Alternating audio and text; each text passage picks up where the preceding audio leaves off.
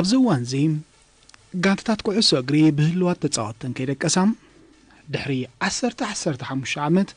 ماليا قانت أنوديو عالم ززارب تتصاوتاي كم هدانا يعرفان أرجنتيناوي ليونيل ميسي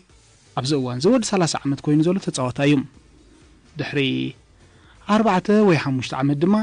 ቁመንኡ ገዲሉ ካብ ጸወታታት ኩዕሶ እግሪ ጥሮታ ሙጹ ዘይተርፎዩ ባርሴሎና ድሕሪ ዝተጻወታይ እዚ እንታይ ክትከውን ያ ዝብል ሕቶም ገና ካብ ሎሚ ይዘዛርብ ዘሎም ሰበስልጣን ታጋንታ ግን በዚ ጉዳይ እዚ ኩስናት ምዃኖም እዮም ዝገልጹ ምክንያቱ ዛቪ ሲመንስ ዝተባህለ ተጻዋታይ ኣለና ባህልቲዮም ዛቪ ሲመንስ ኣብዚ እዋን እዚ ወዲ 14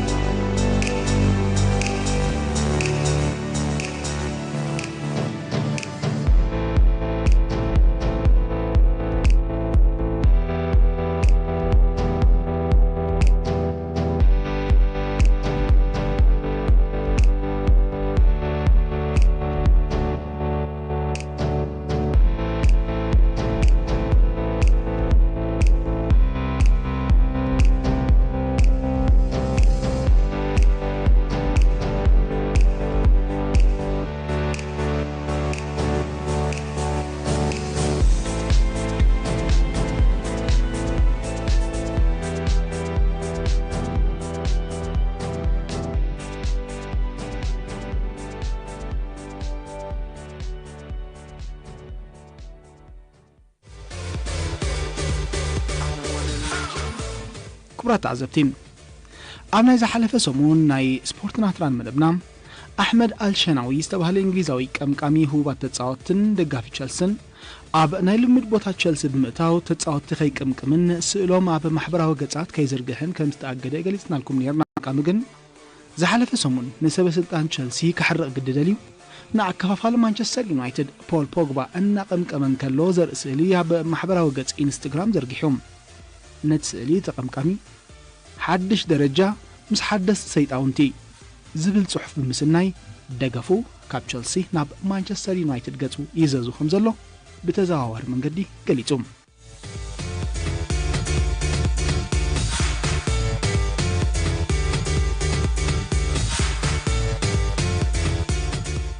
كابتن صوتي حد كابتن بدقاو تريتهم زي قدسو ناتبهالي يزصوع نيرو بولنداوي روبرت ليفاندوفسكي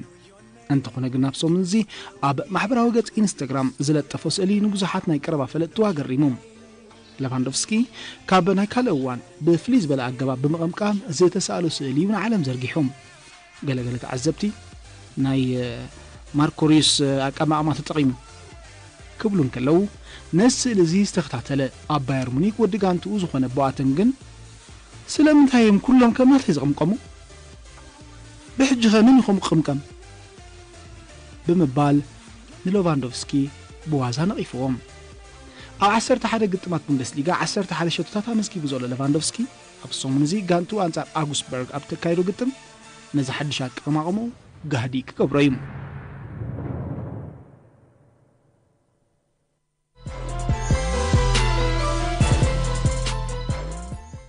እንግሊዛዊ አከፋፋሊ ማንቸስተር ዩናይትድ ጄሴ ሊንጋርድ ሓደ ካብ ተስፋት ተጻወትና ተባህለ ይዝግለጽ እንተኾነ ተጻዋታይ ዝሓለፈ ሰሙን ጋንቱ አንጻር ቸልሲ ተጻዊታ ሓደ ብባዶ ኣብ ዝተሰዓረትሉ ግጥም ኣብ ትዕዝብቲ ወዲቁም ኣብ ሓደ አጋጣሚ ከም ዝትከታተልዎ ዘለኹም ማዕረ ወዲ 39 ዓመት ዳኛ ክጎይ ስለ ዘይከኣለ እምበር ከመንእሰይ ድዩ ተባሂሉሎም መቸም ብዕምቆት እንተላጠሚትካ ብዙሕ ኢኻ ትርኢም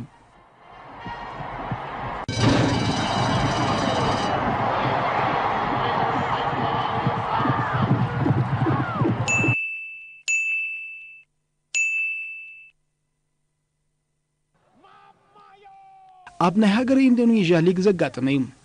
ተረንስ ፑህሪ ዝተባህለ ተጻዋታይ ዘመዝገባ ሸቶ ብፍሉይነታ ነተጻዋታይ ሓደ ካብ ዝቐልጠፉ ተጻዋት ኩዕሶ እግሪ ንኽስመ ኣኽኢላቶላም Ini adalah gol ketiga 2 dari 3 gol kaki kiri mampu dihalau baik sekali diblok oleh Leo Tupambo oh sebuah saluran kali ini Terence Puhiri masih Terence Puhiri baik sekali Terence tendangan Terence Puhiri gol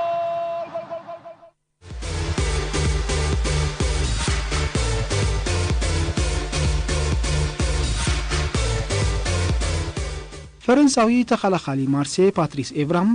ኣብ ዝሓለፈ ሰሙናት አንጻር ደገፍቲ ጋንቱ ዕግርግር ብምውልዑን ንሓደ ደጋፊ ድማ ብእግሩ ብምርግሑን መዛረቢ ኣርስቲ ከም ዝኾነ ገሊጽ ነይርና ኢና ነቲ ፍጻመ ዘጽንዐት ማርሴይ ግዜ ከይወሰደት ንወዲ 36 ዓመት ኤቭራ ሰውጊጋቶላ ነዚ ዜና እዚ ዝሰምዐ ኤቭራ ሽዑ ንምዝንጋዕ ናብ ዱበይ ይምሪሖም ገለገለ ማዕከና ዜና ሕጅስ ኤቭራ ግዜ ኪሉ ጡረታ ክወጽእ ዝመስል ብምባላ ቃል ይሕን እኳ እንተነበራ እቲ ተጻዋታይ ግን መኪናና ጎተተ ዘርኢ ተንቀሳቃሲ ስእሊ ኣብ ማሕበራዊ ገጽ ኢንስታግራም ብምዝርጋሕ ገና ኣለኹ ይብላሎም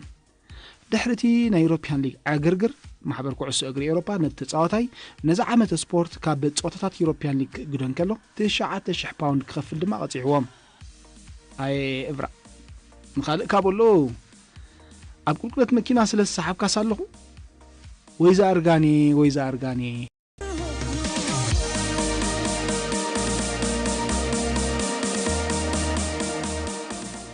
ኣብዚ ሰሙን እዚ ንስድራ ቤት ስፖርት ብሓፈሻ ንኣፍቀርቲ ኩዕሶ እግሪ ድማ ብፍላይ ዘሰንበደ ፍጻመ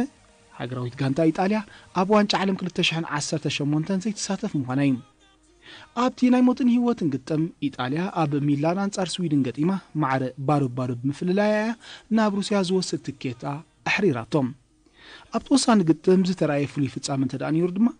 ገዲማ ከፋፋለቲ ሃገራዊት ጋንታ ዳንኤል ዲ ሮሲ ኣብ መንጎ ግጥም ብኣሰልጣኒ ነፍሱ ከዋዕን ጸወታ ድልው ክኸውንን ምስተነግሮ እንተ ክገብርና ሜዳ ከኣቱ ብምባል እዮም ድሕሪ ፍጻመ ዲ ሮሲ ኣብ ዝሃቦ መግለጺ ኣብቲ ሰዓት ኣነ ንኢጣልያ ኣየድልያኒ ነይረ ካባይ ንላዕሊ ኢሞቢለ ክድምዕ ይኽእል ብምባል ካብ ምልምማድ ሓንጊደ እምበር ካልእ ነገር ስለ ዝሓሰብኩ ይኮነን ኢሎም ነዘይ ምህላው ኢጣልያ ዋንጫ ዓለም 2018 ኣመልኪቱ ኣሰልጣን ሃገራዊት ጋንታ ጀርመን ጆዋኪም ሎቭ እንደይ ዋንጫ ዓለም ሩስያ ገላ ምንኩ ጎድለ ይመስለኒ ኢሉሎም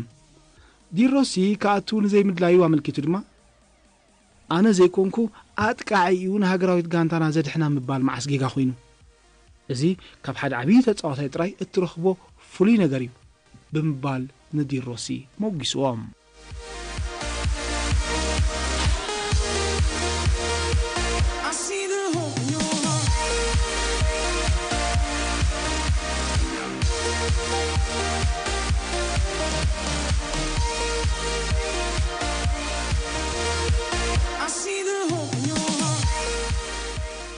ትማል ረቡዕ ሃገራዊት ጋንታ ዴንማርክ ኣብ ዱብሊን ኣየርላንድ ኣብ ዘካየደቶ ግጥም 5-1 ብምዕዋት ናብ ሩስያ ክወስዳ ዝኽእል ትኬት ከም ዘቆረጸት ኣብ ዜና ተኸታትልኩም ኢኹም ድሕሪ ምዛም ጸወታ ንዓወት ዝጽምብሉ ዝነበሩ ተጻወቲ ዴንማርክ ድማ ናብቲ ሓደ እዋን ኣባልታ ሃገራዊት ጋንታ ዝነበረ ኣብቲ ናይ ግጥም ምሸት ድማ ከም ተንታኒ ርእይቱ ዘቕርብ ዝነበረ ላርስ ጃኮብሰን ብምኻድ ብቢራ ክሓጽብዎ ተራእዮም ኣብዚ እዋን እዚ ወዲ 38 ዓመት ዘሎ ላርስ ጃኮብሰን ንክለባት ኤቨርተን ብላክበርን ዌስትሃም ወኪሉ ብምጽዋት ኣብ ጥሮታ ዝርከብ ተኸላኻሊ ነበር እዩ ኣብ ስራሕ ምትንታን ትግጥም ተጸሚዱ ዝነበረ ጃኮብሰን ብተግባር ተጻወታ ሃገራዊት ጋንታ ዴንማርክ ቅሬታ ከም ዘይብሉ ድሕሪ ፍጻመ ቃሉ ሂቡ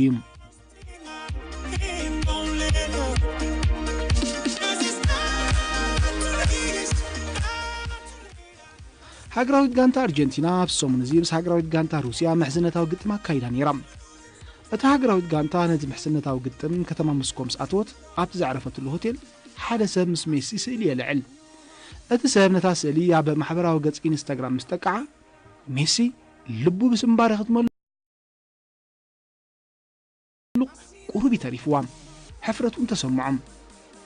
እቲ ሜሲ ዝኾነ ደጋፊ ዝኸውን ኢሉ ዝሓሰቦን ምስኡ ክሰኣል ዘፍቀደሉን ሰብ አርጀንቲናዊ አጥቃዒ ዘይኒት ሴንት ፒተርስበርግ ሰባስቲያን ድሪብሲ እዩ ነይሩ ከለልዮ ብዘይ ምኽኣለይ ይቕሬታ ክሓቶ ደሊ ብስም ጥራይ ዝፈልጦ ነይረ ንስእሊ ምስ ሓተተኒ ዝኾነ ደጋፊ መሲሉኒ ነቲ ስእሊ ኣብ ኢንስታግራም ምስ ረኣኽዎ ግን ኣዝየ ሰንቢደም ግዜ ከይወሰልኩ ድማ ይቕሬታ ሓቲተዮ ኢሉ ሜሲ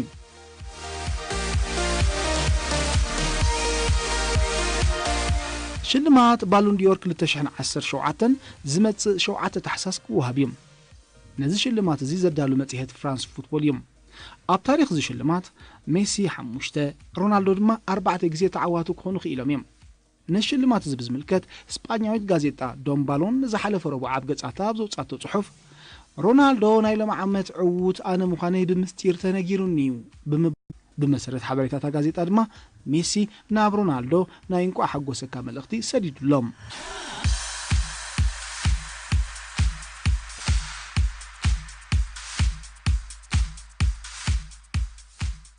جورج مانديز هذا كابز عبيو ماناجرات كعسو اغريم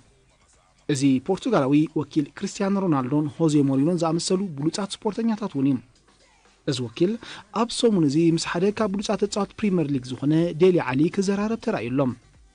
مس ديلي علي قربت زلهم وغنات كم زغلصوم ازي لعل قمت وهايبو زلو اكافالي ماناجر كغير سلازدليو مس مندس تراخيبهم نمندس زقصره تصاوتاي عبيت كلبات زطمتو طراي كخونالو سلازبحال دما ديلي علي نمندس وكيلو كخون انت دا مريصو ابز حصره غزي غانتا مقياروس ترف ايمسلن ابزو وانزي ديلي علي ابسومن 50,000 باوند يزخفل زلهم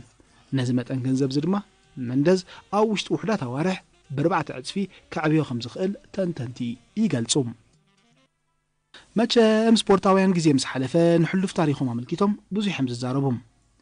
ابسومن زي ندحريت تمليسو زخرو زكافله دما برازيلاويات كاي ريال مدريد مانشستر سيتي ني سي ميلان زنبره روبينو يم زخر روبينو ام مانشستر سيتي زتكوري نيرو اتي ماليا زعدلنا زنبره سب بطعمي زنافقو نسو واحد ቋንቋ እንግሊዝ ሚሩኒ انا دما ቋንቋ ፖርቱጋል ሚሄረዮም በዝኾነ ከተማ ማንቸስተር ተናፍቀት ከተማም እቲ አብያተ መግቢ አብያተ ሌታው ትልሂት ድሕር ምባል ካርካር ኢሉ ሲቆም ኣብ ማንቸስተር ሲቲን ከለኹ ከምናይ ሌታው ትልሂት ሰብ ገሮም ዝወስድን ሰባት ብዙሓት እዮም ነይሮም ሓቂው ሌታው ትልሂት ብጣዕሚ ዝፈቱ ልክዕ ግን ከም ሚካ ሪቻርድስ ናብነት ሹዋን ራይት ፊሊፕስ ኩሉ ግዜ ዘማስ ነይሩ እንተኾነ ዛሪው ይፈልጥን نحنا برازيلاويان ابليتاو تليت كنمسن كلنا ግን مزارب نخون دحر مبال اتي اب غزيو زبزح دمو زخفل تصاوتاي مانشستر سيتي زنبرات قاعي او وحده غاطاميتات مسوانا مانشستر سيتي شيخ منصور تراخيبن يرم نابنت حدا وان نكاكان ميسن كم صوم يخبلن كلو يذكر نكاكان ممصاس تغبر فتنه كسلط وحد نغري تليفون يرو ناي ميسغن زحلم كمان اينبرن اب تاريخي كاب زغطمكم تخلاخلتي اتزحيله ريو فرديناند يو دلاي كام انقسقاس غبر اب قدميو مولاتو كراب كعسب مغبار بزيغي غاي كعسو زمنطلكام بمبال ذكرو روبينهم اب ريال مدريد اب غون زين الدين زيدان راولن ودا هاغور رونالدون اب اس ميلان دما اب غوني اندرا بيرلو رونالدينون زلاتان ابراهيموفيتشن استسلف روبينهم بمقصال ابراهيموفيتش سبسلطان اس ميلان كفرموني ጻውጥ ከም ዝገበረሎም ይዝነግረን ነይሩ أنا نبزخ لبام تكاون بلن نيري تعبيد زلوا زرارباي جن زوم قالات كاب إبراهيموفيتش كوتس انكلو قرات يم نيرم مولات هات قعتي كاب زبالو تتصاوتي حدا كيسي اما اكل ميلا مسغاتو سو بكاراته تغاطيمم من تعويتم زلاتان كل غزي تعواتيم اب ريال مدريد مس ديفيد بيكهام صبو زمدنا ينيرنا كل موصعتي امهرام وحلي نيرو كحسوغن كما يجرو كوب كباي كلن نيرو بمبال زخرو زازيمم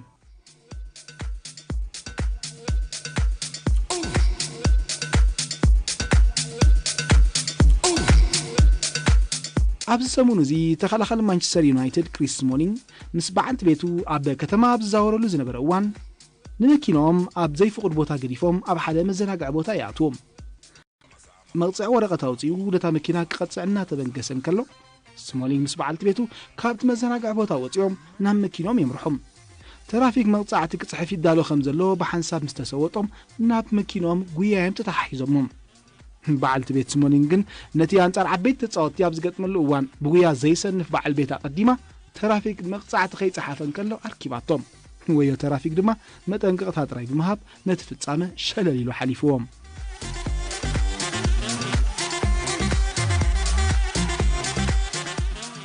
ቤልጅማዊ ልካኩ ናብ ማንቸስተር ዩናይትድ ንኽመጽእ ካብ ዘስጥዕዎ ሰባት ፖል ፖግባ ኣብ ቅድሚት ይስራዕ እዚ ፈረንሳዊ ከም ወኪል ዩናይትድ ብምዃን ነቲ ጉዳይ ከም ዘሕፀረዮም ሓደ ተንተንቲ ዝገልጹ ትማል ረቡዕ ከዓ ፖግባ ንኣከፋፋሊ ጁቬንቱስ ፓብሎ ዲያባላ ናይ መበል 24 ዓመተ ልደት ሰናይ ትምኒት ብስእሊ ድሕሪ ምግላጽ ነቲ ስእሊ ካብ ወኪል ፖግባ ዝብል ጽሑፍ ኣሰኒሎም ነዚ ስእሊ ሸለል ዝበሉ ደገፍቲ ማንቸስተር ዩናይትድ ነቲ ጽሑፍ ግን ሸለል ኢሎም ኣይረኣይዎን ወይለይ ፖግባ ንዲያባላ ናብ ዩናይትድ ንምምጻእ ከም ናይ ሉካኩ ተላኢኹሎ ማለት እዩ ድማ ኢሎም ዲያባላ ኣብዚ ዓመት እዚ ካብ 10 ግጥማት ሰሪያ 11 ሸቶታት ከመዝግብ እንከሎ ክልተ ድማ ንኣመዝገብቲ ኣቐቢሎም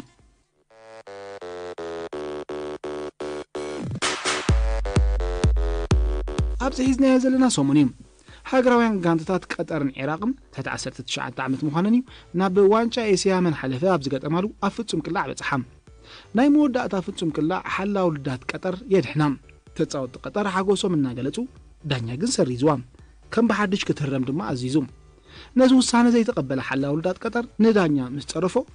ፈለማ ብጫ ጸኒሑ ድማ ብቀይሕ ካርድ ካሜራ የባረሮም ሓለቃ ጋንታ ድማ ከይፈተወ ቦታ ሓላው ልዳት ይሽፍን ፍጹም ቅላዕ እንደገና ምስ ተሃርመት ግን እቲ ሓላው ልዳት ዝተቀየረ ሓለቃ ጋንታ ኣድሒንዋ ቀጠር ድማ ናብ ዋንጫ ኤስያ تحت 19 ዓመት ሓሊፋም أمل الآن عادة ركلة جزاء ناصر عبد السلام يلا عاد بيض وجهك بيض ممكن يصدها اللاعب ناصر على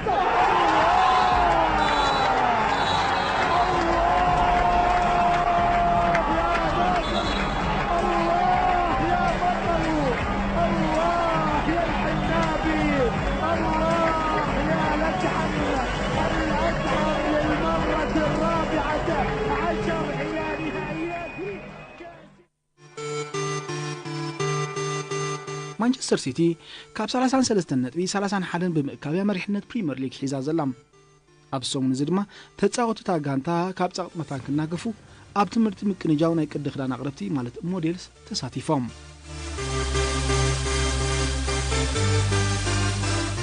ኣብ ታሪኽ ተጻወቱ ኩዕሶ እግሪ 4 ኣብ በይኑ እዋን ዋንጫ ዓለም ዘለዓሉ ተጻወቲ ብሓንሳብ ተሳኢሎም ኣይፈልጡን እዚ ታሪኽ እዚ ዝሓለፈ ሰሙን ግን ተፈጺሞም ዋንጫ ዓለም 1998 زعتر زين الدين زيدان ዋንጫ ዓለም 2002 زعتر برازيلاዊ ካካም ዋንጫ ዓለም 2006 زعتر ኢጣልያዊ አሌሳንድሮ ዴል ፔሮም ዋንጫ ዓለም 2010 زعتر ስፓኛዊ ዛቪ አሎንሶ ዝሓለፈ ሰሙን ኣብ ሩሲያ ኣብተራኸብሉ ብሓንሳብ ተሳኢሎም ታሪኻዊ ኣጋጣሚ ድማ ሰኒዶም